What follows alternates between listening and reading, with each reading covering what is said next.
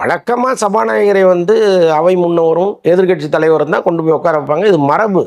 ஆனால் இந்த மரபு எப்படி வந்ததுன்னா ஒரு சம்பவத்தை சொன்னார் பாருங்க. உள்ளபடியே ரொம்ப ஆச்சரியமாக இருந்துச்சு. ஏன்னா என்னதான் இருந்தாலும் விஜய்க்கு வந்து அந்த கருத்தை எடுத்து கொடுத்தவர் யாருன்னு நமக்கு தெரியாது. பட் இந்த சட்டசபையில் பேசாத ஒரு விஷயத்தை அவர் எடுத்து சொல்கிறாரு. அதை சொல்கிற விதம் அதெல்லாம் ரொம்ப அற்புதமாக இருந்துச்சு.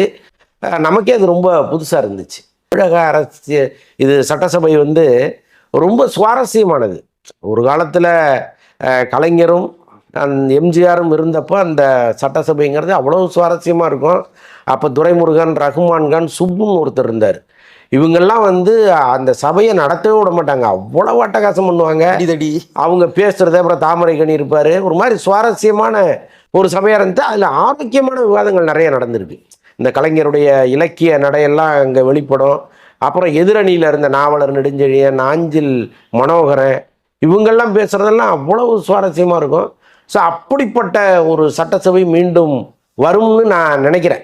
ஏன்னா எப்போவுமே சண்டை சச்சரவுகள் இல்லாத ஒரு இடத்துல ஆரோக்கியமான விவாதங்கள் நடக்கும்போது இந்த மாதிரி சின்ன சின்ன காமெடிகள்லாம் ரொம்ப இயல்பானது. அதை வந்து விஜய் உருவாக்குவார்னு நான் நம்புகிறேன்.